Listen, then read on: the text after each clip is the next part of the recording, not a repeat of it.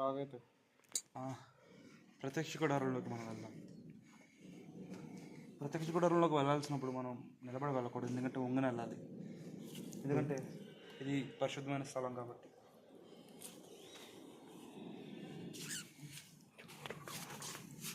ఇది సిలువ. ఇక్కడే యేసుక్రీస్తు ప్రభు సిలువ వేయబడ్డాడు.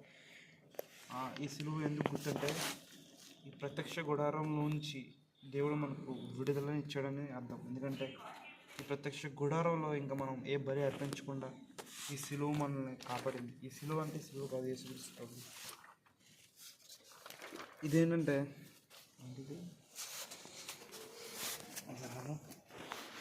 ఇది బలిపీఠం రా. ఇది బలి ఇది బలిపీఠం. ఇది బలిపీఠం. ఇక్కడ బలి అర్పిస్తారు.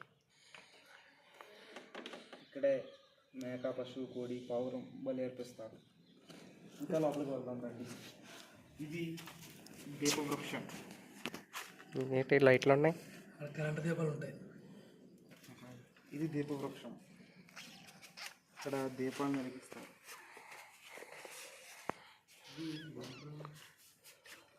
రొట్టెల బల్ల. ఇది రొట్టెల బల్ల. కట్టేద్దాం. ఇది రొట్టెల బల్ల. ఇక్కడ రొట్టెలు కాలుస్తారు. అక్కడ ఉంది కదా పేరు చదువు. రొట్టెలు కలుతారా? రొట్టెల బల్ల. ఈ రొట్టెల బల్ల ఏం చేస్తారంటే ఈ రొట్టెల బల్ల తీసుకొని యాజకులు తింటారు. రొట్టెల బల్ల ఉన్న రొట్టెలు తీసుకొని యాజకులు తింటారు. ఇంకా లోపలికి రండి. ఇది ధూపవేదిక. అంతే వస్తారక్క. ఇది ధూపవేదిక.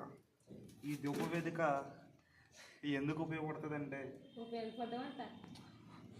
ఆ మేకల్ని, కోళ్ళని కాల్చిన తర్వాత దానిలోని రక్తం రక్తం కదా గుండె లివర్ తీసి దీంట్లో వేసి ధూపం పెడతారు. అదే కదా దుమ్ములు. ఇతనే ఐదులో చెప్తాను. నేను లోపలికి వెళ్తాను, మళ్ళీ వస్తానో తెలీదు. Be careful.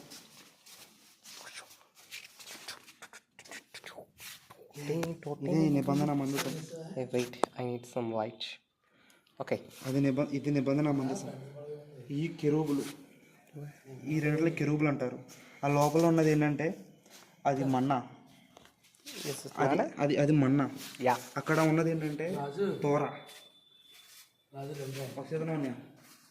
నేను బయటకు వస్తాను, తెలియట్లేదు, మీరు వెళ్ళిపోండి.